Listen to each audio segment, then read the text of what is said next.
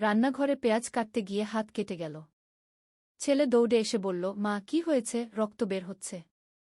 সে আমাকে বসিয়ে প্রাথমিক চিকিৎসার বক্স নিয়ে এলো। আস্তে আস্তে হাত ধুয়ে ব্যান্ডেজ করছে। ব্যথা লাগছে? সে জিজ্ঞেস করল। আমি মাথা নাড়লাম। সে খুব যত্ন করে ব্যান্ডেজ লাগালো। হঠাৎ আমার আঙুল ধরে বলল, মা, এই হাত দিয়েই একদিন আমাদের বিয়ের আংটি পরবি গু। আমি চমকে উঠলাম। তুই কি বলছিস? সে আমার আহত আঙুলে চুমু দিল। মা, আমি কল্পনা করি একদিন এই হাতেই তোমাকে আংটি পরাব। তুমি আমার বউ হয়ে যাবি গু। কাটা জায়গায় ব্যথার চেয়ে তার কথায় বেশি ব্যথা লাগল। আমি তোমার মা, তুই কি ভাবছিস? সে আমার সামনে বসে বলল, মা, আমি তোমাকে ভালোবাসি। একজন স্ত্রীর মতোই তুমি আমার যত্ন নাও। আমিও তোমার যত্ন নিতে চাই স্বামী হিসেবে গি। আমি তোমাকে বিয়ে করতে চাই মা। এই কাটা হাত সেরে গেলে সেই হাতেই আংটি পরো। খুব ব্যান্ডেজের সাদা রং আমার চোখে ঝলসে গেল। এই গল্পটি সম্পূর্ণ শুনলে আপনাদের পানি অটোমেটিক বের হয়ে যাবে, যত দ্রুত সম্ভব হাতের কাছে টিস্যু নিয়ে বসে পড়ো। বিছানার চাদর যেন নষ্ট না হয় সেটা সম্পূর্ণ খেয়াল রাখার অনুরোধ জানিয়ে গল্পটি এখন শুরু করব। তার আগে সর্বশেষ অনুরোধ, দয়া করে এমন পানি বের করার গল্প নিয়মিত শুনতে আমাদের চ্যানেলটি সকলেই সাবস্ক্রাইব করুন। ধন্যবাদ। হ্যালো বন্ধুরা, আমার নাম মিতা দেবনাথ। আমার বয়স ৩৯ বছর। আমার স্বামীর নাম ঋত্বিক দেবনাথ, বয়স ৫২ বছর।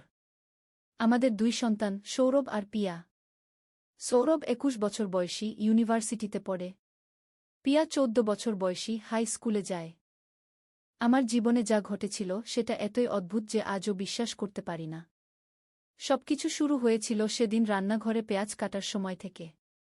তবে এই ঘটনার পেছনে লুকিয়েছিল আমার পারিবারিক ইতিহাসের এক গভীর রহস্য। আমাদের বাড়িটা ছিল পুরানো, প্রায় ১০০ বছরের পুরানো।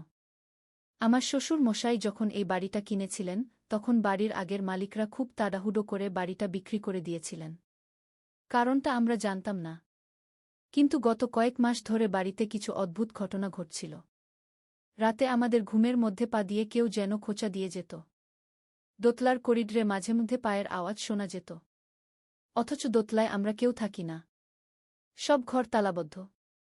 সৌরভ ছেলেটা কয়েকদিন ধরে অদ্ভুত আচরণ করছিল। আমাকে দেখলেই তার চোখে একটা অন্যরকম ভাব দেখতাম। মাঝেমধ্যে সে আমার খুব কাছে এসে দাঁড়াত। যখন আমি রান্নাঘরে কাজ করতাম, সে পেছন থেকে এসে আমার পিঠে হাত রাখত। মা, তোমার সাহায্য করি, বলতো মিষ্টি হেসে। কিন্তু সেই হাসিতে কি যেন ছিল। আমার মন বলতো এটা স্বাভাবিক নয়।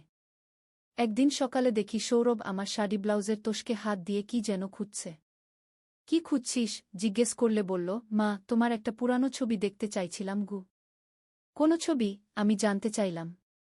তোমার বিয়ের ছবি, বলে আমার দিকে এমনভাবে তাকালো যে আমার গা শিউরে উঠল। সেদিনই রান্নাঘরে পেঁয়াজ কাটতে গিয়ে হাত কেটে গেল। সৌরভ যখন ব্যান্ডেজ করতে করতে সেসব কথা বলল, আমার মনে হলো এটা আর স্বাভাবিক কিছু নয়। এর পেছনে অন্য কিছু আছে। সেই রাতে আমার স্বামী ঋত্বিক অফিস থেকে দেরিতে এলো। পিয়া বান্ধবীর বাড়িতে গিয়েছিল। বাড়িতে শুধু আমি আর সৌরভ।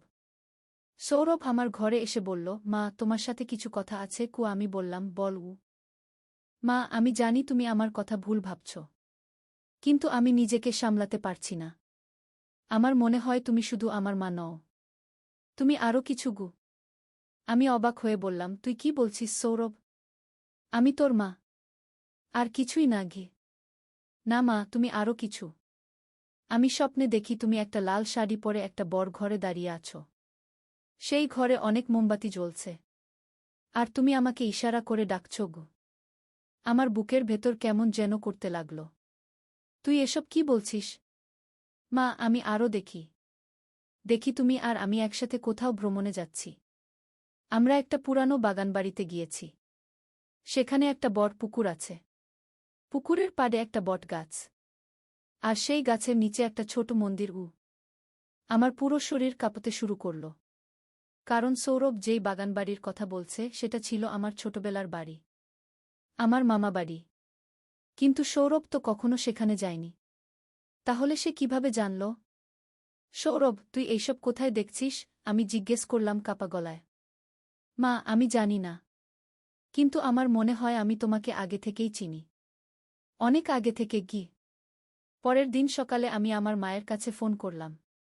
মা বললেন, মিতা, তুই এসব কি জিজ্ঞেস করছিস? সৌরভের কি হয়েছে? আমি মাকে সব কিছু খুলে বললাম। মা কিছুক্ষণ চুপ থেকে বললেন, মিতা, তোর মামাবাড়ির কথা সৌরভ কিভাবে জানতে পারল? আর তুই কি জানিস তোর মামাবাড়িতে একটা রহস্য আছে? কি রহস্য মা? আমি জানতে চাইলাম। সেই বাগানবাড়িতে একসময় একটা দম্পতি থাকত। স্বামী স্ত্রী দুজনেই খুব ভালোবাসত। কিন্তু স্ত্রীটা মারা যাওয়ার পর স্বামী পাগল হয়ে গিয়েছিল। সে বলত তার স্ত্রী ফিরে এসেছে। তার স্ত্রী অন্য রূপে তার কাছে আসে। আমার মাথা ঝিমঝিম করতে লাগল। তার মানে?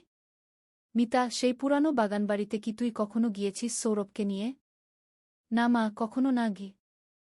তাহলে সে কিভাবে জানল সেই জায়গার কথা?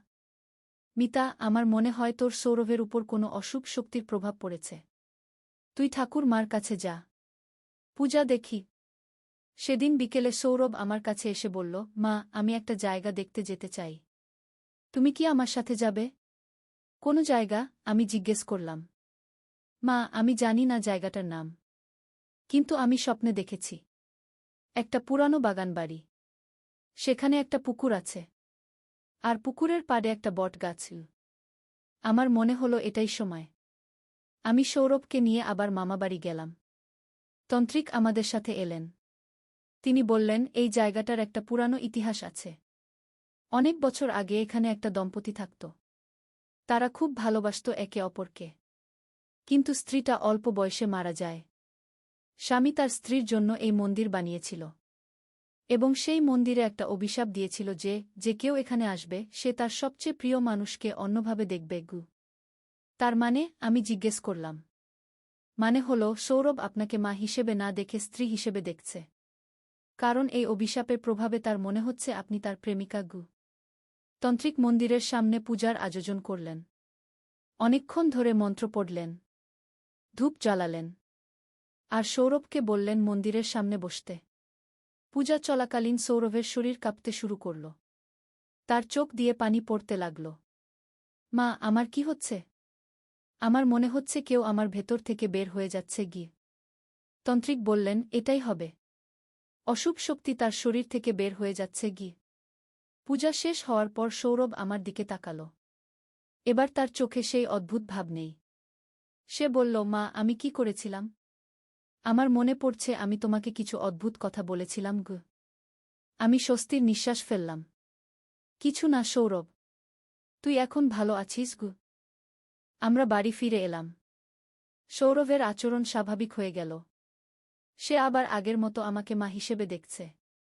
তার সেই অদ্ভুত কথাবার্তা বন্ধ হয়ে গেল। কিন্তু আমার মনে একটা প্রশ্ন রয়ে গেল। সৌরভ কিভাবে মামাবাড়ির কথা জানল? কিভাবে সে স্বপ্নে সেই জায়গা দেখতে পেল? আমি আমার মাকে এই প্রশ্ন করলাম। মা বললেন, মিতা, একটা কথা আছে। তোর জন্মের আগে আমি একবার সেই মন্দিরে গিয়েছিলাম। গর্ভাবস্থায়। হয়তো সেই সময় তোর উপর কোনো প্রভাব পড়েছিল। আর তুই যখন সৌরভকে গর্ভে ধারণ করেছিলিস, হয়তো সেই প্রভাব সৌরভের মধ্যে চলে গিয়েছিল। আমার মনে হলো এটাই সঠিক ব্যাখ্যা। কিন্তু এখন আর সেসব ভাবার দরকার নেই। সৌরভ ভালো আছে। আমাদের পরিবার স্বাভাবিক হয়ে গেছে। কিন্তু গল্প এখানেই শেষ নয়। আরও অনেক রহস্য লুকিয়েছিল। কয়েকদিন পর পিয়া আমার কাছে এসে বলল, মা, আমি একটা অদ্ভুত স্বপ্ন দেখছি। স্বপ্নে দেখি একটা মহিলা লাল শাড়ি পরে আমার কাছে আসছে। তিনি বলছেন, তুই আমার মেয়ে। আমার কাছে চলে আয়। আমার বুকের ভেতর আবার সেই পুরানো ভয় জেগে উঠল। পিয়া, তুই এই স্বপ্ন কতদিন ধরে দেখছিস? গত 3 দিন ধরে মা। আমি বুঝলাম সমস্যা এখনও শেষ হয়নি। সেই অশুভ শক্তি এখন পিয়ার উপর প্রভাব ফেলছে। আমি আবার তন্ত্রিকের কাছে গেলাম। তিনি বললেন, এই সমস্যার একটাই সমাধান। আপনাকে সেই পুরানো মন্দিরটা ভেঙে ফেলতে হবে। ভেঙে ফেলব? কিন্তু সেটা তো অনেক পুরানো। হ্যাঁ, কিন্তু সেই মন্দিরের মধ্যেই সেই অভিশাপ লুকিয়ে আছে। যতদিন সেই মন্দির থাকবে ততদিন এই সমস্যা হতেই থাকবে। আমি পরিবারের সবার সাথে পরামর্শ করলাম। ঋত্বিক প্রথমে রাজি হল না। কিন্তু যখন পিয়ার অবস্থা আরও খারাপ হতে শুরু করল, তখন সে রাজি হয়ে গেল। আমরা পরের সপ্তাহে একদল মানুষ নিয়ে মামাবাড়ি গেলাম মন্দিরটা ভাঙার জন্য। কিন্তু যখন আমরা মন্দির ভাঙতে শুরু করলাম তখন অনেক অদ্ভুত ঘটনা ঘটতে শুরু করল। হঠাৎ করে আকাশে মেঘ জমল। জোর বাতাস বইতে শুরু করল। মন্দিরের ভেতর থেকে এক ধরনের কান্নার আওয়াজ আসতে লাগল। কিন্তু আমরা থামলাম না। মন্দিরটা সম্পূর্ণ ভেঙে ফেললাম। মন্দিরের ভেতর থেকে একটা পুরানো কফিন বের হল। কফিনের ভেতরে একটা মহিলার কঙ্কাল। তন্ত্রিক বললেন, এই হল সেই স্ত্রীর কবর যার জন্য এই মন্দির বানানো হয়েছিল। এই কবরটা যথাযথ নিয়মে অন্য জায়গায় দাফন করতে হবে। আমরা সেই কঙ্কাল নিয়ে একটা গোরস্থানে গিয়ে সেটা দাফন করলাম। তন্ত্রিক সেখানে আবার পূজা করলেন, শান্তির জন্য প্রার্থনা করলেন। এরপর থেকে আমাদের পরিবারে আর কোনো অদ্ভুত ঘটনা ঘটেনি। পিয়ার স্বপ্ন বন্ধ হয়ে গেছে। সৌরভ সম্পূর্ণ স্বাভাবিক। কিন্তু আমার মনে একটা কৌতূহল রয়ে গেল। সেই দম্পতি কারা ছিল? তাদের আসল গল্প কি? আমি স্থানীয় মানুষদের কাছে খোঁজখবর নিলাম। একজন বৃদ্ধ লোক আমাকে বললেন সেই দম্পতির নাম ছিল রাজেন আর কমলা।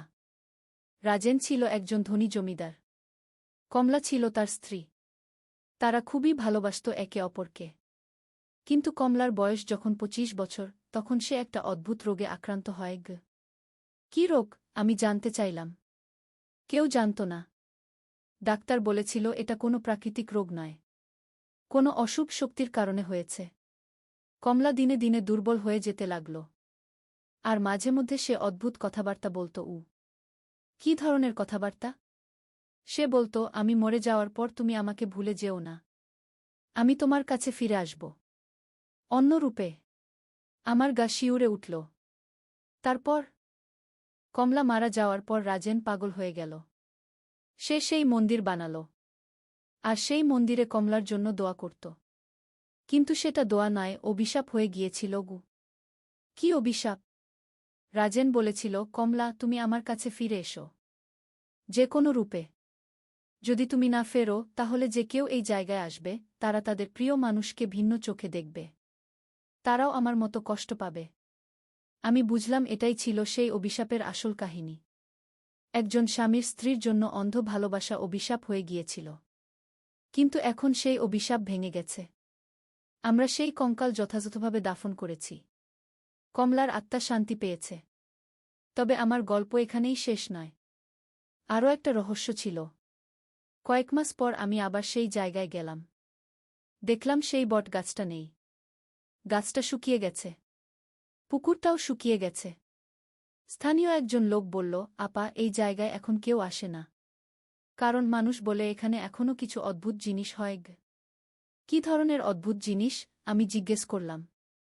মাঝে মধ্যে রাতে এই জায়গায় একটা সাদা শাড়ি পরা মহিলাকে দেখা যায়। তিনি কাউকে খুঁজে বেড়ান আর বলেন, আমার স্বামী কোথায়? আমার মনে হল হয়তো কমলার আত্মা এখনও শান্তি পায়নি। সে এখনও তার স্বামী রাজেনকে খুঁজে বেড়াচ্ছে। আমি আবার তন্ত্রিকের কাছে গেলাম।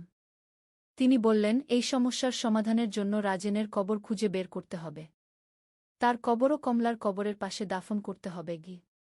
আমি খোঁজখবর নিয়ে জানতে পারলাম রাজেন কমলার মৃত্যুর 5 বছর পর মারা যায়। কিন্তু তার কবর কোথায় সেটা কেউ জানে না। আমি পুরানো রেকর্ড ঘেঁটে জানতে পারলাম রাজেনকে তার নিজের বাগানেই দাফন করা হয়েছিল। সেই বাগান এখন জঙ্গলে পরিণত হয়েছে। আমি কয়েকজন লোক নিয়ে সেই জঙ্গলে গেলাম। অনেক খোঁজাখুঁজির পর একটা পুরানো কবর পেলাম। কবরের উপর একটা পাথরে লেখা ছিল, রাজেন চৌধুরী। আমরা সেই কবর খুঁড়ে রাজেনের কঙ্কাল বের করলাম এবং সেটা নিয়ে কমলার কবরের পাশে দাফন করলাম। তন্ত্রিক সেখানে একটা বিশেষ পূজা করলেন।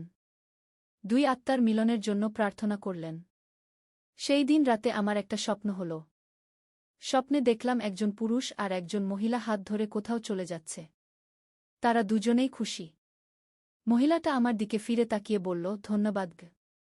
এরপর থেকে সেই জায়গায় আর কোনো অদ্ভুত ঘটনা ঘটেনি। কমলা আর রাজেনের আত্মা শান্তি পেয়েছে। কিন্তু এই পুরো ঘটনার মধ্যে আমি একটা জিনিস বুঝতে পেরেছি। ভালোবাসা যখন অন্ধ হয়ে যায় তখন সেটা অভিশাপ হয়ে যায়। রাজেন কমলাকে এত ভালোবাসত যে সে তার মৃত্যুর পরও তাকে ছাড়তে পারেনি। সেই ভালোবাসায় অভিশাপ হয়ে অন্য মানুষদের কষ্ট দিয়েছে। আমার পরিবারেও একই ঘটনা ঘটতে পারত। সৌরভ যদি আমাকে মা হিসেবে না দেখে অন্যভাবে দেখতে থাকত তাহলে আমাদের পরিবার ভেঙে যেত। কিন্তু আল্লাহর রহমতে আমরা সময়মতো সমস্যা বুঝতে পেরেছি এবং সমাধান করতে পেরেছি। এখন আমাদের পরিবার আগের মতোই সুখে শান্তিতে আছে। সৌরভ তার পড়াশোনায় মনোযোগ দিয়েছে। পিয়াও স্কুলে ভালো করছে। ঋত্বিক আর আমি আগের মতোই আছি। কিন্তু এই ঘটনা আমাকে একটা শিক্ষা দিয়েছে। পৃথিবীতে অনেক রহস্যময় জিনিস আছে যেগুলো আমরা বুঝি না। অনেক পুরানো অভিশাপ, অনেক অশুভ শক্তি আছে। কিন্তু যদি আমরা সাহস রাখি এবং সঠিক পথ খুঁজি, তাহলে যেকোনো সমস্যার সমাধান করতে পারি। আর সবচেয়ে বড় কথা হল, পরিবারের সবাই একসাথে থাকলে যেকোনো বিপদ মোকাবেলা করা যায়। এই গল্পটা আমি আমার পরিবারের সবার সাথে শেয়ার করেছি। তারা সবাই বিশ্বাস করে। কারণ তারা নিজের চোখে দেখেছে কি ঘটেছিল। আজও যখন আমি সেই রান্নাঘরে পেঁয়াজ কাটি, তখন সেই দিনের কথা মনে পড়ে। যেদিন সৌরভ আমার হাত ব্যান্ডেজ করতে করতে সেই অদ্ভুত কথা বলেছিল। সেই দিন থেকে শুরু হয়েছিল আমাদের জীবনের সবচেয়ে রহস্যময় অভিজ্ঞতা। কিন্তু এখন আমি হাত কাটলে সৌরভ এসে স্বাভাবিকভাবে ব্যান্ডেজ করে দেয়া। বলে, মা সাবধানে কাটবেকু, আর কিছু বলে না। আমাদের জীবনটা আবার স্বাভাবিক হয়ে গেছে। কিন্তু এই অভিজ্ঞতা আমাদের আরও কাছে এনেছে। আরও ভালোভাবে বুঝতে শিখিয়েছে যে পরিবার কত গুরুত্বপূর্ণ। যখন আমি এই গল্পটা অন্য মানুষদের বলি, তারা অবাক হয়। কেউ কেউ বিশ্বাস করে না। কিন্তু আমি জানি এটা সত্যি। কারণ আমি নিজে এই সব কিছু দেখেছি, অনুভব করেছি। আর এই ঘটনার পর আমি বুঝেছি যে পৃথিবীতে অনেক কিছুই আছে যা আমরা জানি না। অনেক শক্তি আছে যা আমাদের প্রভাবিত করতে পারে। কিন্তু আমাদের বিশ্বাস, আমাদের পারস্পরিক ভালোবাসা আর আমাদের সাহস দিয়ে আমরা যেকোনো সমস্যা মোকাবেলা করতে পারি। আমার পরিবারে এখন আগের মতোই হাসি আনন্দ। সৌরভ বিশ্ববিদ্যালয়ে ভর্তি হয়েছে। পিয়া তার বান্ধবীদের সাথে খেলাধুলায় ব্যস্ত। ঋত্বিক তার কাজকর্মে মনোযোগ দিয়েছে। আর আমি আমার পরিবারের যত্ন নিচ্ছি। রান্নাবান্না করছি। বাচ্চাদের দেখাশোনা করছি। স্বামীর সেবা করছি। স্বাভাবিক জীবন। কিন্তু মাঝে মধ্যে যখন রাতে একা বসে থাকি, তখন সেই দিনগুলোর কথা মনে পড়ে। কত অদ্ভুত ছিল সবকিছু। কত রহস্যময়। আর মনে হয় জীবনটা কত অপ্রত্যাশিত। আজ যা স্বাভাবিক মনে হয়, কাল হয়তো সেটাই অস্বাভাবিক হয়ে যাবে। আজ যাকে আমরা ভালোবাসি, কাল হয়তো সেই ভালোবাসাই সমস্যা হয়ে যাবে। কিন্তু সেজন্য চিন্তা করে লাভ নেই। জীবন যেমন আছে তেমনি নিতে হবে। সবার সাথে ভালো থাকতে হবে। পরিবারকে ভালোবাসতে হবে। আর হ্যাঁ, কখনো যদি কোনো অদ্ভুত ঘটনা ঘটে, তাহলে ভয় পেয়ে বসে থাকলে চলবে না। সাহস নিয়ে মোকাবেলা করতে হবে। সমাধানের পথ খুঁজতে হবে। আমার এই অভিজ্ঞতা হয়তো অন্য কারো কাজে আসবে। যদি কখনো কারো পরিবারে এমন কোনো সমস্যা হয়, তাহলে তারা জানবে যে এর সমাধান আছে। হতাশ হওয়ার কিছু নেই। আমি এই গল্পটা আমার বন্ধুদের বলেছি। পাড়া প্রতিবেশীদের বলেছি। অনেকেই বিশ্বাস করে। আবার অনেকেই হাসে। কিন্তু আমার কিছু যায় আসে না। আমি জানি এটা সত্যি। আর এই ঘটনার পর আমি আরও বেশি করে ধর্মকর্ম করি। নামাজ পড়ি। দোয়া করি। আল্লাহর কাছে শুকরিয়া আদায় করি যে তিনি আমাদের পরিবারকে রক্ষা করেছেন। সৌরভ এখন একটা ভালো ছেলে। সে তার পড়াশোনায় মনোযোগ দিয়েছে। আমার সাথে খুব স্বাভাবিকভাবে কথাবার্তা বলে। মাঝে মধ্যে বলে, মা সেই দিনগুলোতে আমার কি হয়েছিল? আমি বলি, সবকিছু ভুলে যা। এখন তুই ভালো আছিস গো। পিয়াও আমাদের সাথে খুলে কথা বলে। সে বলে, মা আমার কি আবার কখনো সেইরকম স্বপ্ন হবে? আমি বলি, না মা, হবে না। সব শেষ হয়ে গেছে গু। ঋত্বিকও এখন বিষয়টা নিয়ে কথা বলে। সে বলে, মিতা, ভালো হয়েছে তুমি সময়মতো ব্যবস্থা নিয়েছিলে। না হলে আমাদের পরিবারের কি হতো? আমিও এই কথাই ভাবি। যদি আমি সময়মতো বুঝতে না পারতাম যে সৌরভের সাথে কিছু একটা ঘটছে, তাহলে কি হতো? যদি আমি তন্ত্রিকের কাছে না যেতাম, তাহলে কি হতো? হয়তো আমাদের পরিবার ভেঙে যেত। হয়তো সৌরভ পাগল হয়ে যেত। হয়তো আমার স্বামী আমাকে ছেড়ে চলে যেত। হয়তো পিয়ার উপরও সেই অভিশাপের প্রভাব পড়ত। কিন্তু আল্লাহর রহমতে সবকিছু ঠিক হয়ে গেছে। আজ যখন আমি এই গল্পটা বলছি, তখন আমার মনে হচ্ছে সেই দিনগুলো স্বপ্নের মতো ছিল। কিন্তু সেটা বাস্তব ছিল। আমি জানি। আর আমি এই গল্প থেকে একটা শিক্ষা পেয়েছি। সেটা হলো, পরিবারের কোনো সদস্যের আচরণে যদি হঠাৎ পরিবর্তন আসে, তাহলে সেটা নিয়ে উদাসীন থাকা উচিত নয়। খোঁজখবর নিতে হবে। কারণ খুঁজতে হবে। আর যে কোনো সমস্যার একটা সমাধান আছে। শুধু ধৈর্য রাখতে হবে আর সঠিক পথ খুঁজতে হবে। আমার মনে আছে যেদিন সৌরভ আমার হাতে ব্যান্ডেজ করতে করতে সেই কথা বলেছিল, সেদিন আমার খুব রাগ হয়েছিল। মনে হয়েছিল ছেলেটা পাগল হয়ে গেছে। কিন্তু পরে বুঝেছি সেটা তার দোষ ছিল না। সেটা ছিল অশুভ শক্তির প্রভাব। তাই কখনো যদি পরিবারের কেউ অদ্ভুত আচরণ করে, তাহলে তার উপর রাগ না করে বরং তাকে সাহায্য করার চেষ্টা করা উচিত। আমি এখনও মাঝে মধ্যে সেই পুরানো জায়গায় যাই। দেখি সেখানে এখন আর কিছুই নেই। শুধু একটা খালি জমি। ঘাসপাতা গজিয়েছে। কোনো মন্দির নেই, কোনো বট গাছ নেই, কোনো পুকুর নেই। কিন্তু আমি জানি এই জায়গায় একসময় একটা প্রেমের গল্প ছিল। রাজেন আর কমলার। যেই প্রেম পরে অভিশাপ হয়ে গিয়েছিল। কিন্তু আমরা সেই অভিশাপ ভেঙে দিয়েছি। আমার মনে হয় রাজেন আর কমলা এখন শান্তিতে আছে। তারা একসাথে আছে। যেমন তারা জীবিত অবস্থায় থাকতে চেয়েছিল। আর আমাদের পরিবার? আমরাও শান্তিতে আছি। আমাদের মধ্যে আর কোনো অস্বাভাবিক টানাপোড়েন নেই। সৌরভ আমাকে মা হিসেবে দেখে। পিয়া আমাকে মা হিসেবে দেখে। ঋত্বিক আমাকে স্ত্রী হিসেবে দেখে। সবকিছু তার নিজের জায়গায় আছে। যেমন থাকার কথা। কিন্তু এই ঘটনা আমাকে আরেকটা জিনিস শিখিয়েছে। সেটা হলো, আমাদের পূর্বপুরুষদের কর্মের প্রভাব আমাদের উপর পড়তে পারে। যেমন সেই রাজেন আর কমলার কর্মের প্রভাব আমাদের উপর পড়েছিল। তাই আমাদের নিজেদের কর্ম সম্পর্কে সতর্ক থাকা উচিত। আমরা যা করি সেটা যেন পরবর্তী প্রজন্মের জন্য সমস্যার কারণ না হয়। আমি আমার বাচ্চাদের এই কথাগুলো বলি, তোরা সবসময় ভালো কাজ করবি। খারাপ কাজ করবি না। কারণ তোদের কর্মের প্রভাব তোদের বাচ্চাদের উপর পড়তে পারে কি। সৌরভ আর পিয়া আমার কথা শোনে। তারা ভালো মানুষ হওয়ার চেষ্টা করে। আমি চাই আমার পরিবার সবসময় সুখে থাকুক। কোনো অশুভ শক্তি যেন আমাদের ক্ষতি করতে না পারে। কোনো পুরানো অভিশাপ যেন আমাদের প্রভাবিত করতে না পারে। আর আমি প্রার্থনা করি যে অন্য কোনো পরিবারের যেন আমাদের মতো এই ধরনের সমস্যা না হয়। কিন্তু যদি হয় তাহলে তারা যেন সাহস রাখে। হতাশ না হয়। সমাধানের পথ খোঁজে। কারণ আমি জানি যে কোনো সমস্যারই একটা সমাধান আছে। শুধু ধৈর্য রাখতে হবে আর সঠিক পথে এগিয়ে যেতে হবে। এই গল্পটা এখানেই শেষ। কিন্তু আমার জীবন চলমান। আমি প্রতিদিন নতুন কিছু শিখছি। নতুন অভিজ্ঞতা অর্জন করছি। তবে আমি আশা করি আর কখনো এমন রহস্যময় কিছুর সম্মুখীন হব না। একবারই যথেষ্ট। আমি চাই আমার বাকি জীবনটা শান্তিতে কাটুক। পরিবার নিয়ে সুখে থাকি। বাচ্চারা বড় হোক।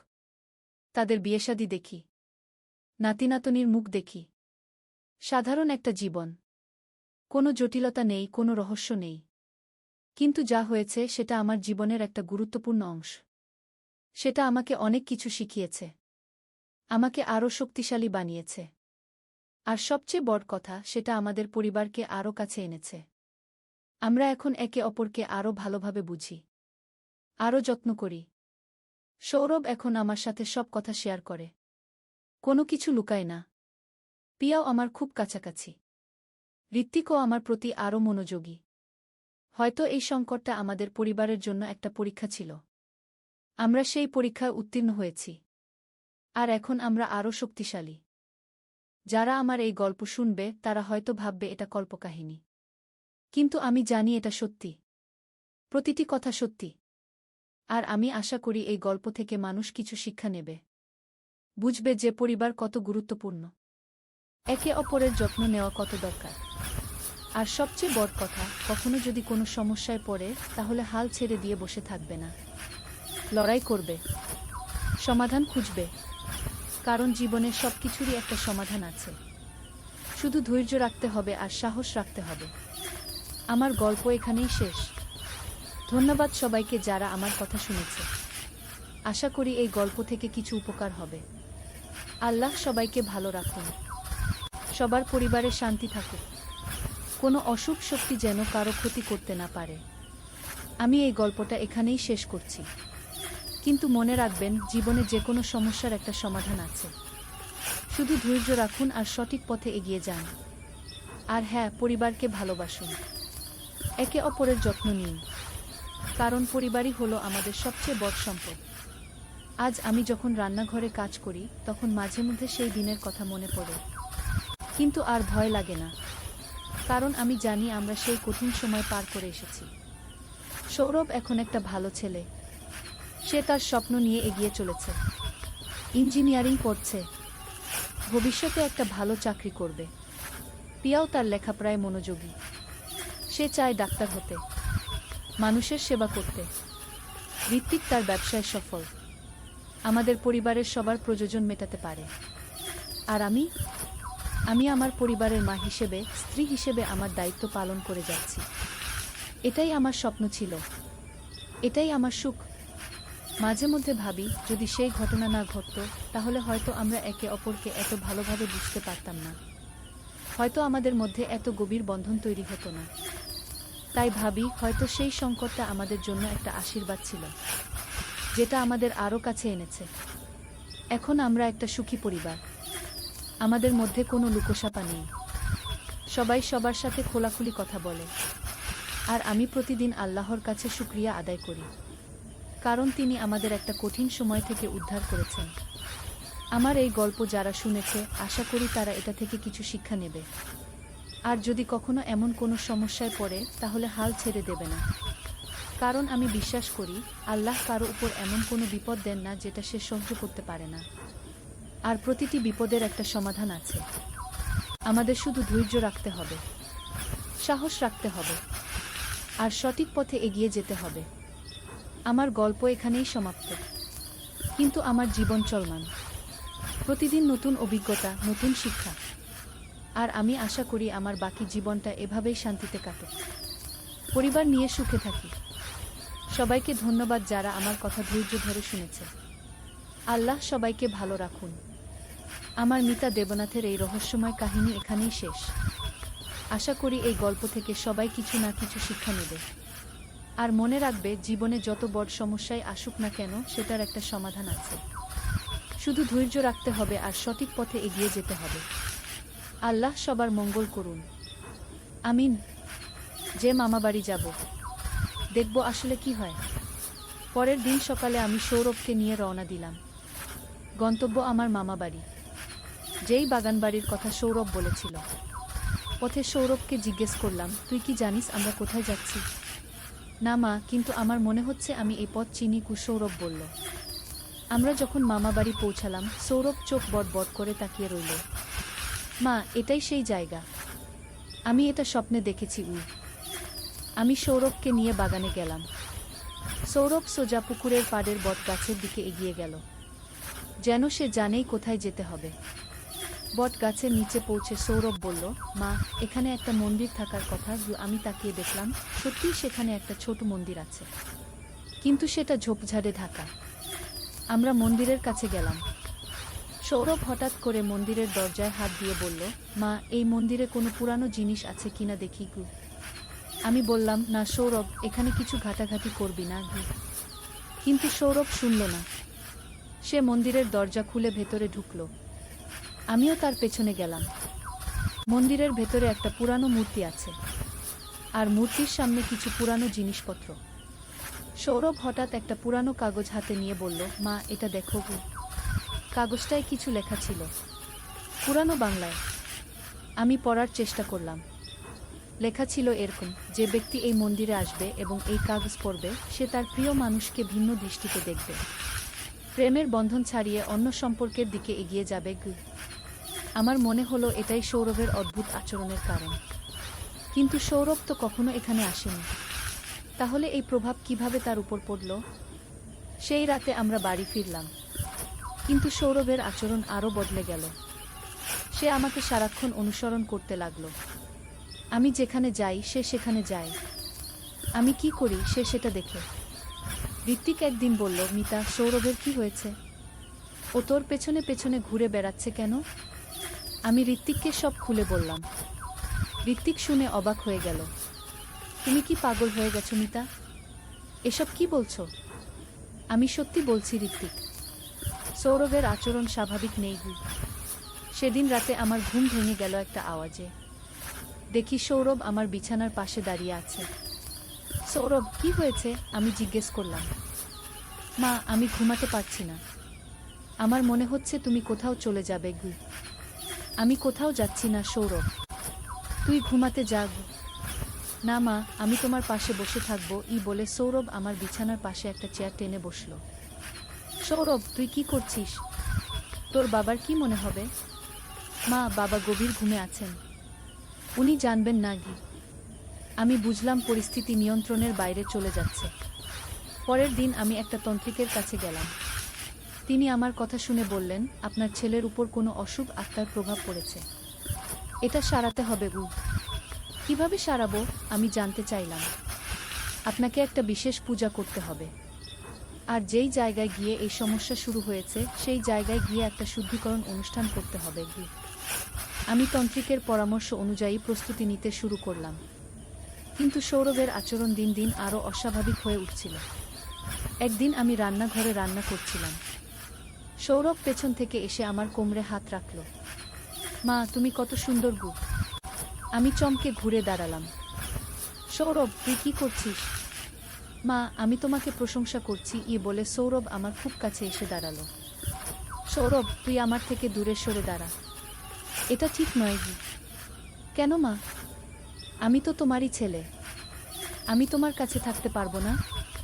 পারবি, কিন্তু এভাবে নয় গু। সেদিন সন্ধ্যায় ঋত্বিক অফিস থেকে এসে বলল, মিতা, আজ আমার অফিসের একটা জরুরি কাজ আছে, আমাকে রাতে অফিসে যেতে হবে, কাল সকালে ফিরব গু।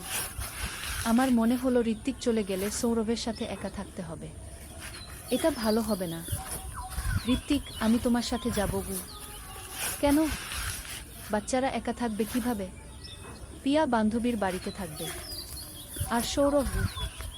আমি আর বলতে পারলাম না। ঋত্বিক চলে গেল। সেই রাতে খাবার পর পিয়া বান্ধবীর বাড়ি চলে গেল। বাড়িতে শুধু আমি আর সৌরভ। আমি তাড়াতাড়ি আমার ঘরে গিয়ে দরজা বন্ধ করে দিলাম, কিন্তু রাত প্রায় 12টার সময় দরজায় টোকা পড়ল। মা, দরজা খোলো গু। কি চাই তোর সৌরভ? মা, আমার ভয় লাগছে, আমি তোমার পাশে ঘুমাবো গু।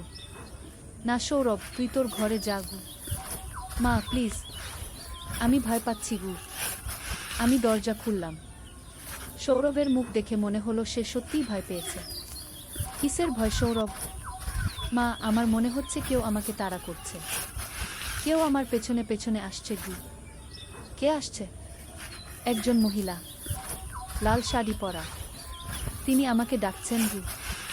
আমার গা শিউরে উঠল। তন্ত্রিক যেমন বলেছিলেন ঠিক তেমনি হচ্ছে, সৌরভের উপর কোনো অশুভ আত্মার প্রভাব পড়েছে। সৌরভ, তুই আমার পাশে বস, কিন্তু কিছু করবি না গি। সৌরভ আমার বিছানায় বসল।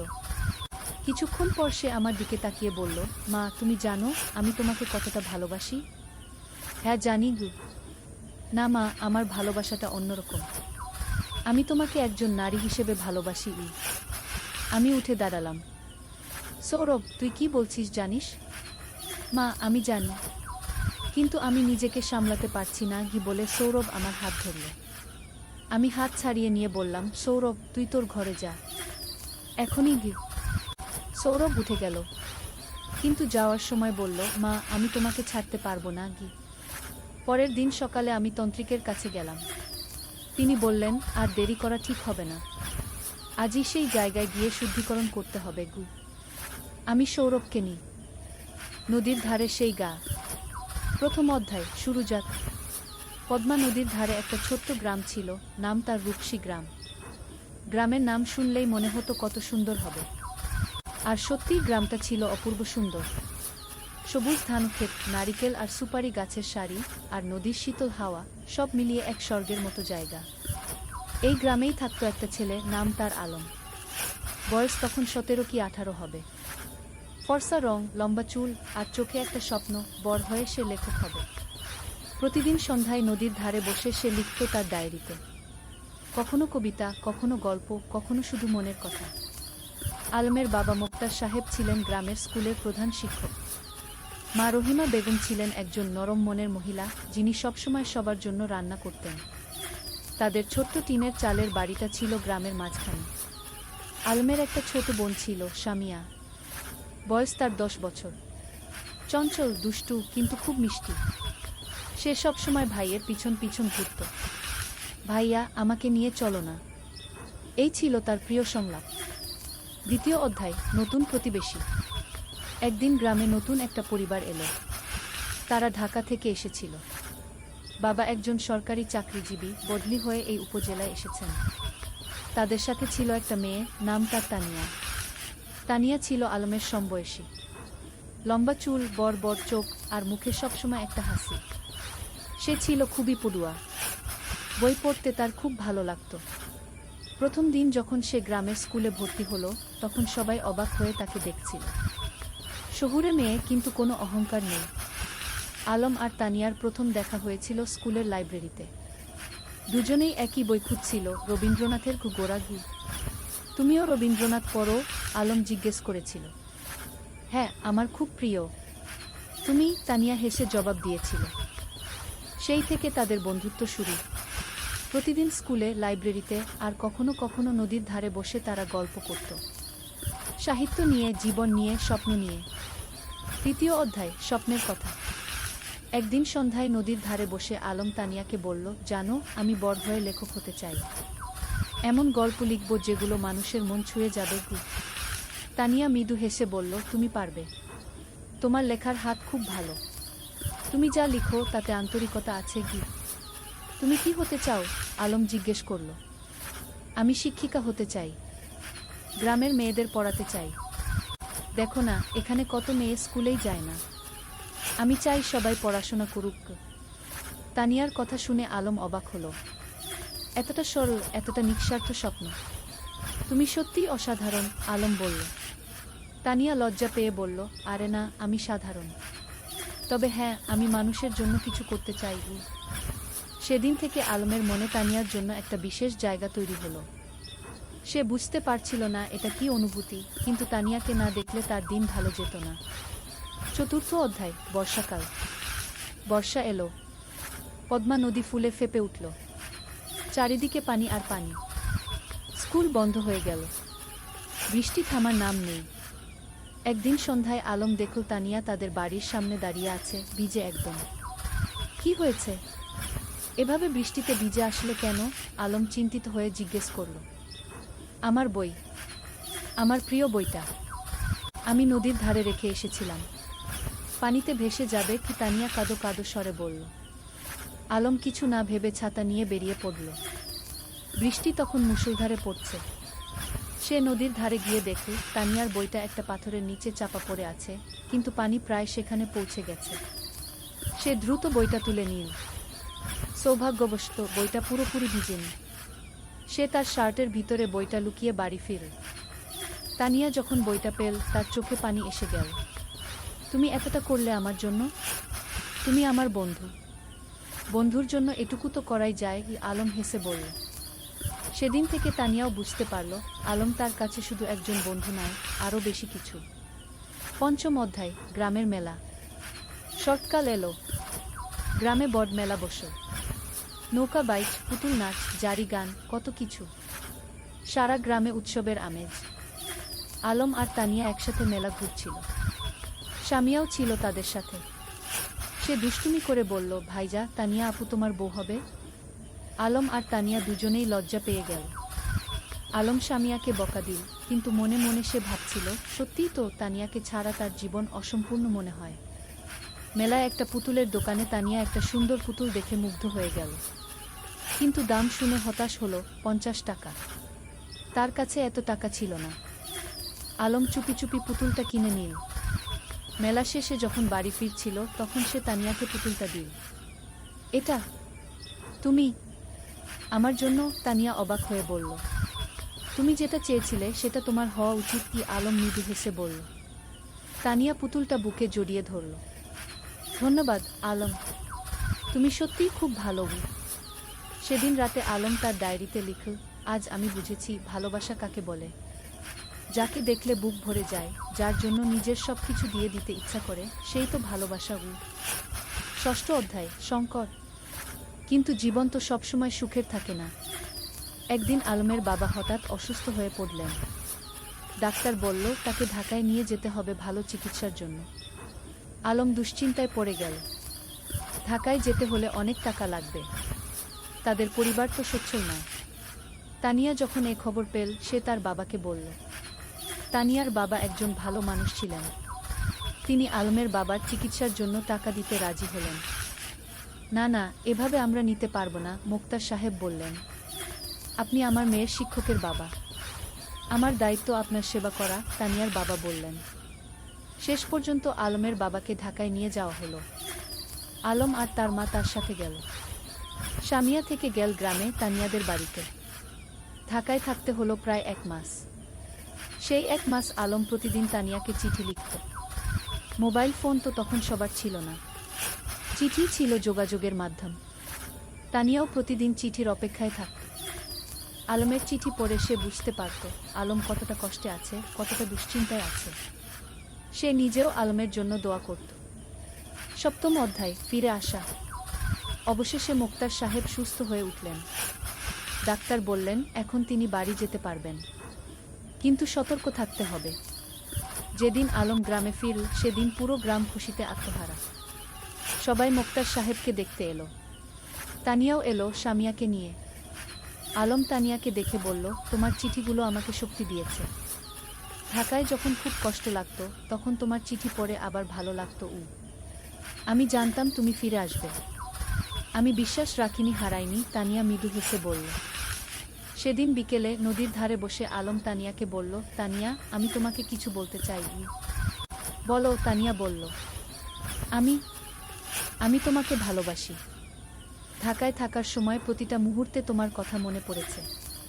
তুমি ছাড়া আমার জীবন অর্থহীন। তানিয়া কিছুক্ষণ চুপ করে রইল। তারপর বলল, আমিও তোমাকে ভালোবাসি আলম, কিন্তু আমরা এখনো ছোট। আমাদের পড়াশোনা শেষ করতে হবে, নিজেদের প্রতিষ্ঠিত করতে হবে। তারপর আমরা একসাথে থাকব। আলম তার কথা শেষ করল। হ্যাঁ, একসাথে থাকব, তানিয়া হেসে মাথা নাড়ল।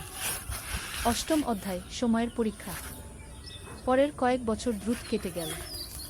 আলম আর তানিয়া দুজনেই খুব ভালো ছাত্র ছিল। এসএসসি পরীক্ষায় দুজনেই জিপিএ 5 পেল। এরপর তারা ঢাকায় কলেজে ভর্তি হলো। আলম নটরডেম কলেজে আর তানিয়া হলিক্রস কলেজে। গ্রাম ছেড়ে শহরে আসতে হলো। শহরের জীবন ছিল অন্যরকম। ব্যস্ততা, ভিড়, শব্দ, সবকিছু গ্রামের থেকে আলাদা। কিন্তু আলম আর তানিয়া তাদের লক্ষ্য থেকে বিচলিত হলো না। প্রতি সপ্তাহান্তে তারা দেখা করত। কখনো রমনা পার্কে, কখনো টিএসসিতে, কখনো কোনো বইয়ের দোকানে। তারা একে অপরকে উৎসাহ দিত, সাহস দিত। এইচএসসি পরীক্ষায়ও দুজনেই ভালো ফল করল। আলম ঢাকা বিশ্ববিদ্যালয়ে বাংলা সাহিত্যে ভর্তি হল, আর তানিয়া শিক্ষা বিভাগে। কিন্তু বিশ্ববিদ্যালয়ের জীবনে নতুন চ্যালেঞ্জ এলো। রাজনীতি, সেশন, আর্থিক সংকট, নানা সমস্যা। কখনো কখনো আলমের মনে হতো সে হয়তো লেখক হতে পারবে না। তানিয়াও মাঝে মাঝে হতাশ হতো। কিন্তু তারা একে অপরকে সাহায্য করত। আলম যখন হতাশ হতো, তানিয়া তাকে মনে করিয়ে দিত তার স্বপ্নের কথা। তানিয়া যখন ভেঙে পড়ত, আলম তাকে শক্তি যোগায়। 9ম অধ্যায়, স্বপ্ন পূরণের পথে। স্নাতক শেষ করার পর আলম একটা পত্রিকায় চাকরি পেল, সাংবাদিক হিসেবে। বেতন খুব বেশি না, কিন্তু লেখার সুযোগ ছিল। সে ফিচার লিখত, গল্প লিখত। তানিয়া একটা স্কুলের শিক্ষিকা হিসেবে যোগ দিল। তার স্বপ্ন ছিল গ্রামে ফিরে যাওয়া, কিন্তু সে জানত এখনো সময় হয়নি। আগে অভিজ্ঞতা অর্জন করতে হবে। একদিন আলম একটা প্রকাশনা সংস্থায় তার লেখা গল্পের পাণ্ডুলিপি জমা দিল। সে একটা উপন্যাস লিখেছিল, নদীর ধারে সেই গাগ। এটা ছিল তাদের নিজেদের গল্প, তাদের গ্রামের গল্প। কয়েক মাস পর প্রকাশক ফোন করলেন। আপনার বই আমরা প্রকাশ করতে চাই। গল্পটা খুব সুন্দর, আবেগময়। আলম বিশ্বাস করতে পারছিল না। তার স্বপ্ন সত্যি হচ্ছে। সে প্রথমেই তানিয়াকে খবরটা দিল। আমি জানতাম তুমি পারবে। তুমি তো সত্যিই লেখক। তানিয়া খুশিতে আটখানা। বইটা প্রকাশিত হওয়ার পর বেশ সাড়া পড়ে গেল। পাঠকরা ভালো সাড়া দিল। সমালোচকরাও প্রশংসা করল। 10ম অধ্যায়, ঘরে ফেরা। 5 বছর পর আলম আর তানিয়া সিদ্ধান্ত নিল তারা গ্রামে ফিরে যাবে। ঢাকায় তারা যা অর্জন করতে চেয়েছিল তা করেছে। এখন সময় এসেছে নিজেদের শেকডে ফিরে যাওয়ার। তারা বিয়ে করল। সাদামাটা অনুষ্ঠান, কিন্তু পূর্ণ আন্তরিকতায়। পুরো গ্রাম এসেছিল তাদের বিয়েতে। তোমরা আমাদের গর্ব, মুক্তার সাহেব আবেগে বললেন। বিয়ের পর তারা গ্রামেই থেকে গেল। আলম লেখালেখি চালিয়ে গেল। সে গ্রামের গল্প লিখত, সাধারণ মানুষের গল্প। তার বই পরপর সফল হতে লাগল। তানিয়া গ্রামে একটা স্কুল খুলল। বিনামূল্যে গরিব মেয়েদের পড়াতে লাগল। সে তার স্বপ্ন পূরণ করছিল। একাদশ অধ্যায়, নতুন প্রজন্ম। 3 বছর পর তাদের একটা মেয়ে হলো। নাম রাখল রূপা। ছোট্ট, ফুটফুটে, ঠিক যেন তানিয়ার মতো। রূপা বড় হতে লাগল গ্রামের মুক্ত পরিবেশে। নদীর ধারে খেলা, মাঠে দৌড়ানো, গাছে চড়া, সবকিছু। আলম তাকে গল্প শোনাত, তানিয়া তাকে পড়াত। একদিন রূপা জিজ্ঞেস করল, বাবা, তুমি আর মা কিভাবে পরিচিত হলে? আলম হেসে বলল, সেটা একটা লম্বা গল্প মা। একদিন তোমাকে পুরো গল্প শোনাব গু। এখন শোনাও না, রূপা জেদ করল। আলম তানিয়ার দিকে তাকাল। তানিয়া হেসে মাথা নাড়ল। ঠিক আছে, শোনো তাহলে। অনেক বছর আগে এই নদীর ধারে দুটো ছেলে মেয়ে পরিচিত হয়েছিল। দ্বাদশ অধ্যায়, পূর্ণতা। বছর কেটে গেল। আলমের বই এখন দেশজুড়ে জনপ্রিয়। সে একজন প্রতিষ্ঠিত লেখক। কিন্তু খ্যাতি তাকে বদলায়নি। সে এখনও সেই সরল, বিমলি আলম। তানিয়ার স্কুল এখন বড় হয়েছে। শত শত মেয়ে সেখানে পড়ছে। অনেকে এখন কলেজে, বিশ্ববিদ্যালয়ে। তানিয়া তাদের সবার কাছে একজন আদর্শ। একদিন সন্ধ্যায় নদীর ধারে বসে আলম তানিয়াকে বলল, তুমি জানো, এই জায়গাটাই আমার সবচেয়ে প্রিয়। এখানেই আমরা প্রথম একসাথে বসেছিলাম, স্বপ্নের কথা বলেছিলাম গো। আর এখন সেই স্বপ্ন পূরণ হয়েছে, তানিয়া বলল। শুধু পূরণই না, আরও বেশি কিছু পেয়েছি। তোমাকে পেয়েছি, রূপাকে পেয়েছি, এই সুন্দর জীবনটা পেয়েছি গু। রূপা তখন দৌড়ে এসে তাদের কোলে বসল। বাবা, আমি বড় হয়ে তোমার মতো লেখক হব। আলম হেসে মেয়ের মাথায় হাত বুলিয়ে দিল। তুমি যা হতে চাও তাই হবে মা। আমরা তোমার পাশে আছি। সূর্য তখন অস্ত যাচ্ছে নদীর ওপারে। লাল কমলা আকাশ, নদীর শীতল বাতাস, আর পরিবারের উষ্ণতা, এর চেয়ে সুন্দর আর কি হতে পারে? ত্রয়োদশ অধ্যায়, গ্রামের উন্নয়ন। আলম আর তানিয়া শুধু নিজেদের নিয়েই ব্যস্ত ছিল না, তারা পুরো গ্রামের উন্নয়ন নিয়ে ভাবত। আলম তার লেখালেখি থেকে যা আয় করত, তার একটা অংশ গ্রামের উন্নয়নে ব্যয় করত। তারা গ্রামে একটা লাইব্রেরি খুলল। হাজার হাজার বই নিয়ে। গ্রামের যে কেউ এসে বই পড়তে পারত। ছোট ছেলেমেয়েরা বিকেলে এসে বই পড়ত, গল্প শুনত। জ্ঞানী শক্তি, আলম সবসময় বলত, আমরা যদি আমাদের নতুন প্রজন্মকে শিক্ষিত করতে পারি, তাহলে গ্রাম এমনিতেই উন্নত হবে। তানিয়া তার স্কুলে শুধু পড়াশোনাই শেখাত না, জীবন দক্ষতাও শেখাত। মেয়েদের শেখাত কিভাবে আত্মবিশ্বাসী হতে হয়, কিভাবে নিজের মতামত প্রকাশ করতে হয়, কিভাবে স্বাবলম্বী হতে হয়। শিক্ষা মানে শুধু বই পড়া নয়, তানিয়া বলত। শিক্ষা মানে জীবনকে বুঝতে শেখা, মানুষ হয়ে ওঠা। গ্রামের মানুষ তাদের এই প্রচেষ্টায় খুব খুশি ছিল। যারা আগে মেয়েদের স্কুলে পাঠাতে চাইত না, তারাও এখন পাঠাতে শুরু করেছে। একদিন গ্রামের প্রবীণ হাজী সাহেব আলমকে বললেন, বাবা, তোমরা আমাদের গ্রামের জন্য যা করছো, সেটা আল্লাহ কবুল করুন। তোমরা না থাকলে আমাদের গ্রাম এখনো অন্ধকারেই থাকত। আলম বিনয়ের সাথে বলল, চাচা, আমরা তো এই গ্রামেরই সন্তান। আমাদের দায়িত্ব এই গ্রামের সেবা করা। চতুর্দশ অধ্যায়, বাধা আর সংগ্রাম। কিন্তু জীবন তো সবসময় মসৃণ পথে চলে না। একদিন গ্রামে একটা বড় সমস্যা দেখা দিল। পদ্মা নদীর ভাঙন শুরু হলো। প্রতিদিন নদী গ্রামের জমি গিলে খাচ্ছে। অনেক পরিবার তাদের বাড়িঘর হারাচ্ছে। ফসলের জমি নদীতে তলিয়ে যাচ্ছে। মানুষ আতঙ্কিত। আলম আর তানিয়া বসে থাকল না। তারা একটা সভা ডাকল। পুরো গ্রামের মানুষ এলো। আমরা যদি একসাথে কাজ করি, তাহলে আমরা নদীর ভাঙন রোধ করতে পারব, আলম বলল। আমাদের সরকারের কাছে দরখাস্ত দিতে হবে, আমাদের নিজেদেরও কিছু পদক্ষেপ নিতে হবে। তারা একটা কমিটি গঠন করল। জেলা প্রশাসকের কাছে দরখাস্ত দিল। সংবাদপত্রে লিখল। আলম তার লেখনীর মাধ্যমে এই সমস্যা তুলে ধরল সারা দেশে। কয়েক মাসের সংগ্রামের পর সরকার নড়েচড়ে বসল। নদীর তীরে বাঁধ নির্মাণের কাজ শুরু হলো। ধীরে ধীরে ভাঙন থামল। গ্রামের মানুষ স্বস্তির নিঃশ্বাস ফেলল।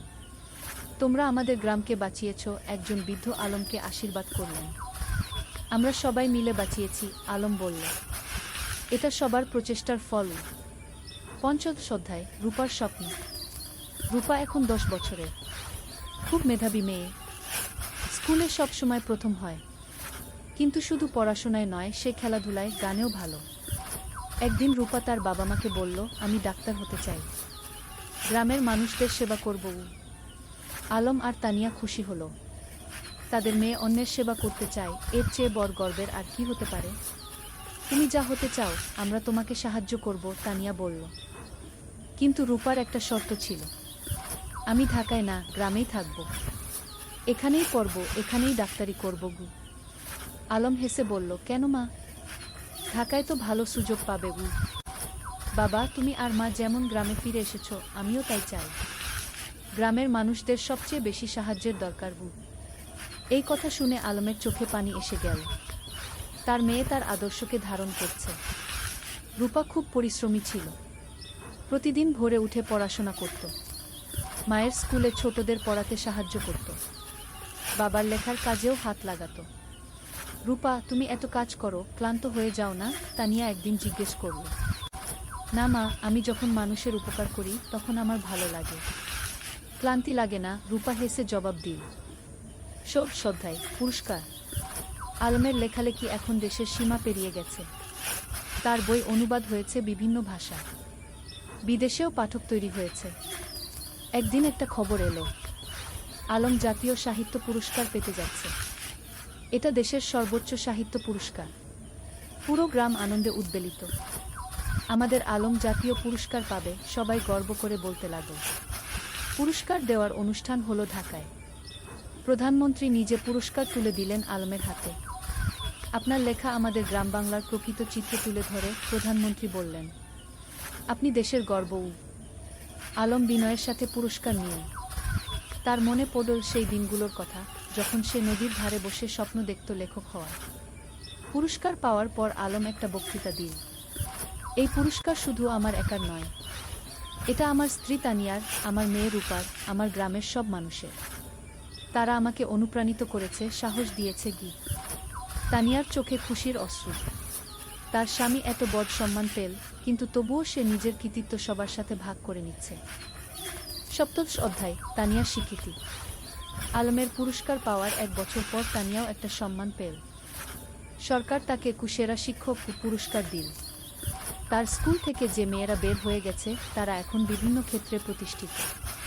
কেউ ডাক্তার, কেউ ইঞ্জিনিয়ার, কেউ শিক্ষক, কেউ উদ্যোক্তা।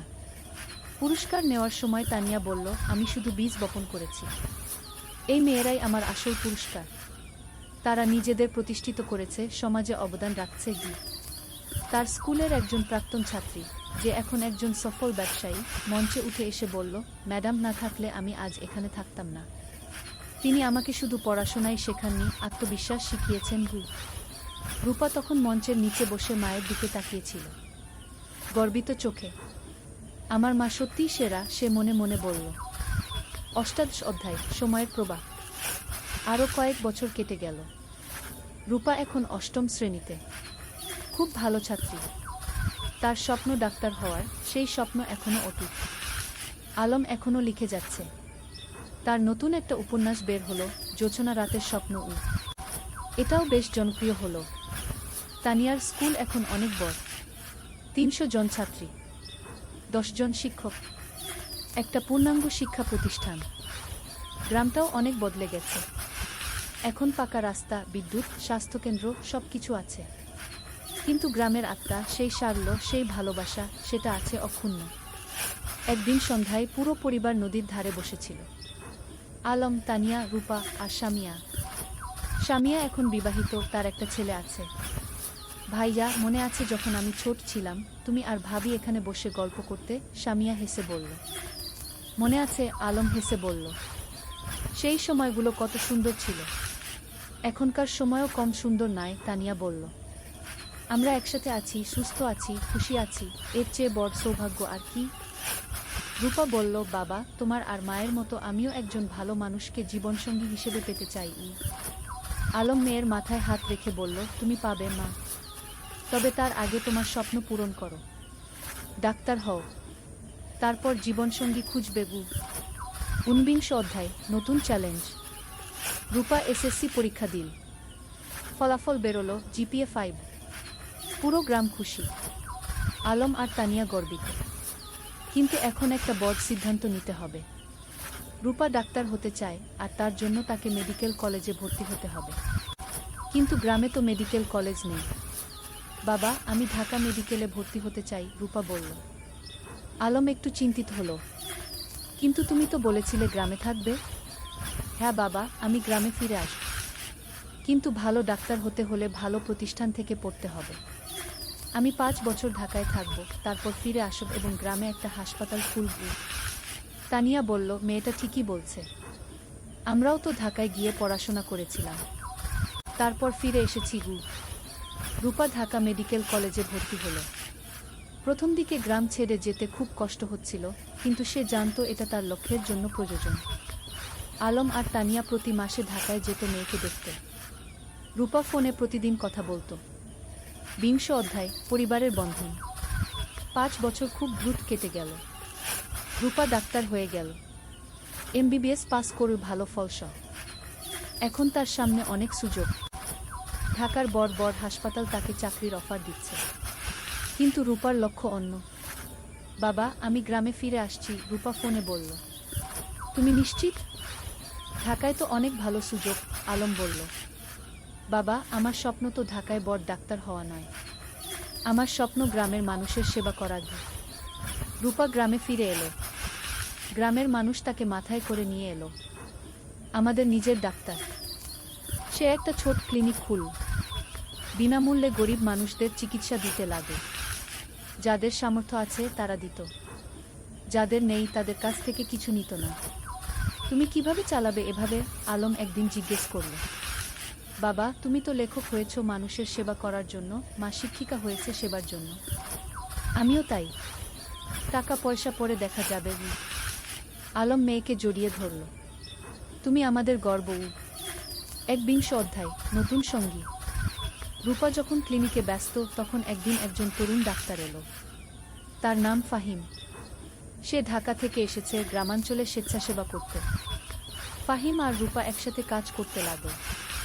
দুজনেই একই স্বপ্ন দেখে, গ্রামের মানুষের সেবা করা। ধীরে ধীরে তাদের মধ্যে বন্ধুত্ব হলো। তারপর সেই বন্ধুত্ব ভালোবাসায় রূপান্তরিত হলো। একদিন ফাহিম আলমের কাছে এলো। চাচা, আমি রূপাকে বিয়ে করতে চাই। আলম হেসে বলল, তুমি কি রূপাকে জিজ্ঞেস করেছ? হ্যাঁ, সে রাজি, ফাহিম লজ্জা পেয়ে বলল। তানিয়া খুশিতে আটখানা। আমার মেয়ে একজন ভালো মানুষ পেয়েছে। রূপা আর ফাহিমের বিয়ে হলো। সাদামাটা কিন্তু আন্তরিক অনুষ্ঠান। পুরো গ্রাম এসেছিল। বিয়ের পর তারা দুজন মিলে ক্লিনিক চালাতে লাগল। তারা স্বপ্ন দেখে গ্রামে একটা বড় হাসপাতাল করার। 20 অধ্যায়, 3 প্রজন্ম। 2 বছর পর রূপার একটা ছেলে হলো। নাম রাখল আয়ান। আলম আর তানিয়া দাদা দাদি হলো। দেখো আমাদের নাতি, আলম আবেগে বলল। তানিয়া শিশুটিকে কোলে নিয়ে বলল, এই শিশু আমাদের ভবিষ্যৎ।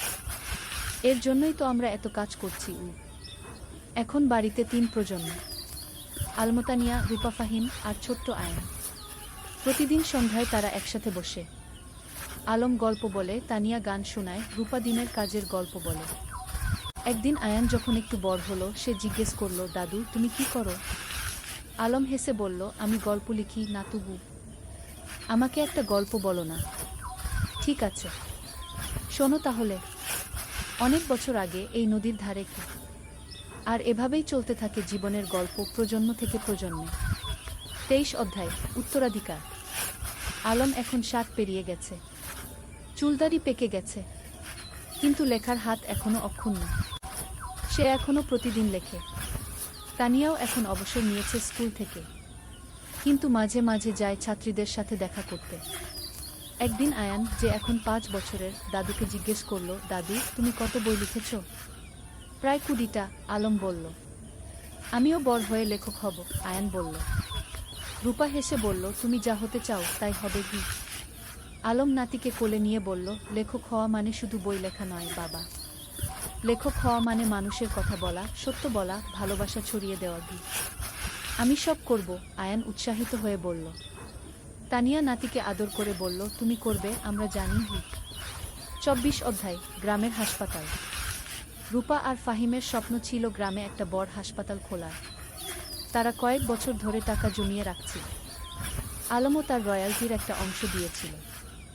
অবশেষে সেই দিন এলো। তারা একটা 3 তলা হাসপাতাল তৈরি করল। নাম দিল রূপসী হাসপাতাল।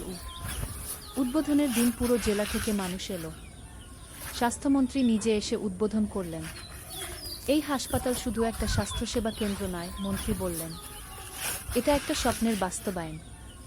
ডা রূপা আর ডা ফাহিম যা করেছেন সেটা অনুকরণীয়। হাসপাতালে 10টা বেড, অপারেশন থিয়েটার, ল্যাবরেটরি, সবকিছু আছে। আর সবচেয়ে বড় কথা, গরিবদের জন্য বিনামূল্যে চিকিৎসার ব্যবস্থা। আলম গর্বে বুক ফুলিয়ে বলল, আমার মেয়ে যা করেছে আমি কলম দিয়ে তা করতে পারিনি। তুমি কলম দিয়ে মানুষের মন ছুঁয়েছ, আমি হাত দিয়ে মানুষের শরীর সারাচ্ছি। দুটোই সমান গুরুত্বপূর্ণ, রূপা বলল। 25 অধ্যায় প্রত্যাবর্তন। একদিন গ্রামে একটা আশ্চর্য ঘটনা ঘটল। যে ছেলেটা 30 বছর আগে গ্রাম ছেড়ে আমেরিকায় গিয়েছিল সে ফিরে এলো। তার নাম জামিল।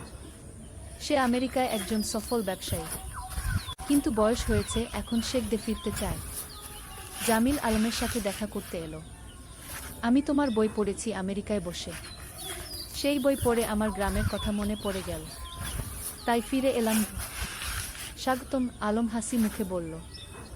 জামিল বলল, আমি এই গ্রামের জন্য কিছু করতে চাই। তুমি কি পরামর্শ দাও? আলম ভাবল একটু, তারপর বলল, গ্রামে একটা কারিগরি প্রশিক্ষণ কেন্দ্র খোলো। যুবকদের হাতে কলমে কাজ শেখাও, তাহলে তারা চাকরি পাবে, স্বাবলম্বী হবে। জামিল খুশি হলো। চমৎকার আইডিয়া। কয়েক মাসের মধ্যে একটা কারিগরি প্রশিক্ষণ কেন্দ্র খোলা হলো। সেখানে ছেলেমেয়েরা কম্পিউটার, ইলেকট্রনিক্স, সেলাই, রান্না, নানা বিষয়ে প্রশিক্ষণ পেতে লাগল। এভাবে একে একে গ্রামে নতুন নতুন সুবিধা যুক্ত হতে লাগল। কেউ ফিরে এসে স্কুলে দান করল, কেউ রাস্তা বানিয়ে দিল, কেউ মসজিদ মন্দির সংস্কার করল। আলম দেখছিল আর ভাবছিল, একজন মানুষ যদি ভালো কাজ শুরু করে তাহলে সেটা অন্যদেরও অনুপ্রাণিত করে। কি 26 অধ্যায় পরবর্তী প্রজন্ম। আয়ান এখন 10 বছরের, খুব মেধাবী ছেলে। সে দাদুর কাছে বসে গল্প শোনে, দাদির কাছে থেকে জীবনের পাঠ নেয়। একদিন স্কুলে একটা রচনা প্রতিযোগিতা হলো। বিষয় ছিল আমার স্বপ্নের বাংলাদেশ। আয়ান লিখল, আমার স্বপ্নের বাংলাদেশের সবাই শিক্ষিত হবে, কেউ অসুস্থ হলে চিকিৎসা পাবে, কেউ গরিব থাকবে না, সবাই একসাথে মিলেমিশে থাকবে। আমার দাদু বলেন, স্বপ্ন দেখতে হয় বড়, তারপর সেই স্বপ্ন পূরণের জন্য কাজ করতে হয়। আয়ান প্রথম হলো, পুরস্কার পেল। আলম নাতির রচনা পড়ে চোখ ভিজিয়ে ফেল। আমাদের শিক্ষা বৃথা যায়নি, নতুন প্রজন্ম ঠিক পথে আছে। 27 অধ্যায় জীবনের সন্ধ্যা। আলম এখন 65 পেরিয়ে গেছে। শরীর একটু দুর্বল হয়ে এসেছে, কিন্তু মন এখনো তরুণ। একদিন ডাক্তার বলল তার হার্টের সমস্যা আছে, বিশ্রাম নিতে হবে। রূপা খুব চিন্তিত। বাবা, তুমি এখন আর এত কাজ করবে না, বিশ্রাম নাও। কিন্তু আলম কি থেমে থাকার মানুষ?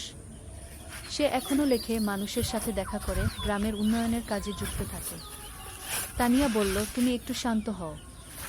আমরা এত কাজ করেছি, এখন পরের প্রজন্মকে দায়িত্ব দাও। তুমি ঠিক বলছো, আলম মেনে নিল। কিন্তু আমার একটা শেষ ইচ্ছা আছে। কি? তানিয়া জিজ্ঞেস করল। আমি আমাদের জীবনের গল্পটা লিখতে চাই, একটা আত্মজীবনী, যাতে পরের প্রজন্ম জানতে পারে আমরা কিভাবে স্বপ্ন দেখেছিলাম, কিভাবে সেই স্বপ্ন পূরণ করেছিলাম। তুমি লেখো, তানিয়া হেসে বলল। আমি তোমাকে সাহায্য করব। 28 অধ্যায় শেষ বই। পরের 6 মাস আলম লিখল তার জীবনের গল্প। নদীর ধারে সেই গা, একটি জীবন কথা কি নাম দিল। বইটাই ছিল তাদের প্রথম দেখা, প্রথম প্রেম, সংগ্রাম, সফলতা, ব্যর্থতা, সবকিছু। বই প্রকাশিত হওয়ার পর দেশজুড়ে সাড়া পড়ে গেল। মানুষ পড়ল আর অনুপ্রাণিত হলো। একজন পাঠক চিঠি লিখল, আপনার বই পড়ে আমি বুঝেছি স্বপ্ন দেখা আর তা পূরণ করা সম্ভব। আমিও এখন আমার গ্রামে ফিরে যাব, কিছু করব। আলম এই চিঠি পড়ে খুশি হলো। দেখো তানিয়া, আমাদের জীবন বৃথা যায়নি, আমরা মানুষকে অনুপ্রাণিত করতে পেরেছি। 29 অধ্যায় বিদায়। এক শীতের সকালে আলম ঘুম থেকে উঠল না। তার হার্ট অ্যাটাক হয়েছে। রূপা যতই চেষ্টা করল কিছু করতে পারল না। আলম চলে গেল। পুরো গ্রাম শোকে মুহ্যমান। আমাদের আলম চলে গেল, সবাই কাঁদে। তানিয়া কান্নায় ভেঙে পড়ল। তুমি আমাকে একা ফেলে চলে গেলে? রূপা মাকে সান্ত্বনা দিল। মা, বাবা চলে যায়নি। তার লেখায় সে বেঁচে আছে, তার কাজে সে বেঁচে আছে, আমাদের মধ্যে সে বেঁচে আছে। গি আলমের জানাজায় হাজার হাজার মানুষ এলো। তাকে সমাহিত করা হলো গ্রামের কবরস্থানে, নদীর পাশে, যেখানে সে জীবনের অনেকটা সময় কাটিয়েছে। 30 অধ্যায়, উত্তরাধিকার, শেষ অধ্যায়। আলমের মৃত্যুর পর তানিয়া ভেঙে পড়েনি। সে আরও শক্ত হয়েছে। আলম চলে গেছে, কিন্তু তার স্বপ্ন চলে যায়নি। আমাকে সেই স্বপ্ন বাঁচিয়ে রাখতে হবে। সে গ্রামের লাইব্রেরিটাকে কি আলম স্মৃতি লাইব্রেরিকে নাম দিল। সেখানে আলমের সব বই রাখা হলো। রূপা হাসপাতালে আরও বেশি মনোযোগী হলো। বাবা চাইতেন আমি মানুষের সেবা করি, আমি তাই করব। ফাহিম তার পাশে থেকে সাহায্য করল। আয়ান, যে এখন 15 বছরের, দাদুর মতো লিখতে শুরু করল। সে গল্প লেখে, কবিতা লেখে। একদিন আয়ান তানিয়াকে তার লেখা একটা গল্প দেখাল। গল্পের নাম দাদুর স্বপ্ন। তানিয়া পড়ল। চোখে পানি এলো। তোমার দাদু বেঁচে আছে তোমার মধ্যে। গি বছরের পর বছর কেটে গেল। গ্রামটা আরও উন্নত হলো। কিন্তু আলমকে কেউ ভুলল না। প্রতি বছর তার জন্মদিনে গ্রামে একটা সাহিত্য উৎসব হয়। তরুণ লেখকরা আসে, তাদের লেখা পড়ে। তানিয়া এখন 80 পেরিয়ে গেছে, কিন্তু এখনও প্রতিদিন স্কুলে যায়, ছাত্রীদের দেখে আসে। একদিন এক তরুণী তানিয়াকে জিজ্ঞেস করল, ম্যাডাম, আপনার আর আলম স্যারের গল্পটা কি সত্যি? তানিয়া হেসে বলল, হ্যাঁ, প্রতিটা শব্দ সত্যি। আমরা স্বপ্ন দেখেছিলাম, আর সেই স্বপ্ন পূরণ করেছিলাম। আমিও কি পারবো? তরুণী জিজ্ঞেস করল। অবশ্যই পারবে, তানিয়া দৃঢ়তার সাথে বলল। শুধু স্বপ্ন দেখো, তারপর সেই স্বপ্ন পূরণের জন্য কাজ করো, আর কখনো হাল ছেড়ো না। সেদিন সন্ধ্যায় নদীর ধারে বসে তানিয়া আকাশের দিকে তাকাল। আলম, তুমি কি দেখছো? আমরা যা শুরু করেছিলাম তা এখনো চলছে। তোমার স্বপ্ন বেঁচে আছে। কি নদীর জল কুলকুল করে বয়ে যাচ্ছে। বাতাসে যেন আলমের কণ্ঠস্বর ভেসে এলো, আমি জানতাম তুমি পারবে। আমরা একসাথে এই স্বপ্ন দেখেছিলাম, তুমি তা বাঁচিয়ে রেখেছ। ধন্যবাদ তানিয়া। তানিয়া হাসল, চোখে পানি কিন্তু মুখে হাসি। ধন্যবাদ তোমাকে আলম, তুমি আমার জীবনকে অর্থবহ করেছিলে। সমাপ্তি। এই ছিল আলম আর তানিয়ার গল্প। দুটো সাধারণ মানুষ যারা অসাধারণ স্বপ্ন দেখেছিল। আর সেই স্বপ্ন শুধু নিজেদের জন্যই ছিল না, ছিল সবার জন্য। আজও রূপসী গ্রামে যদি যাও, দেখবে আলম স্মৃতি লাইব্রেরি, তানিয়া বালিকা বিদ্যালয়, রূপসী হাসপাতাল, সবকিছু দাঁড়িয়ে আছে। এগুলো শুধু ভবন নয়, এগুলো স্বপ্নের বাস্তবায়ন। আর নদীর ধারে, যেখানে একদিন দুটো তরুণী বসে স্বপ্ন দেখেছিল, সেখানে এখন একটা ফলক লাগানো আছে। তাতে লেখা, যেখানে স্বপ্ন শুরু হয়েছিল। আলম ও তানিয়া, দুই স্বপ্নদ্রষ্টা, দুই সেবক, যারা প্রমাণ করেছেন স্বপ্ন দেখলে এবং কাজ করলে সবকিছুই সম্ভব। শিক্ষা, জীবনের স্বপ্ন দেখো বড়, তারপর সেই স্বপ্ন পূরণের জন্য নিরলসভাবে কাজ করো। নিজের জন্য নয়, সবার জন্য কিছু করার চেষ্টা করো। তাহলেই জীবন সার্থক হবে।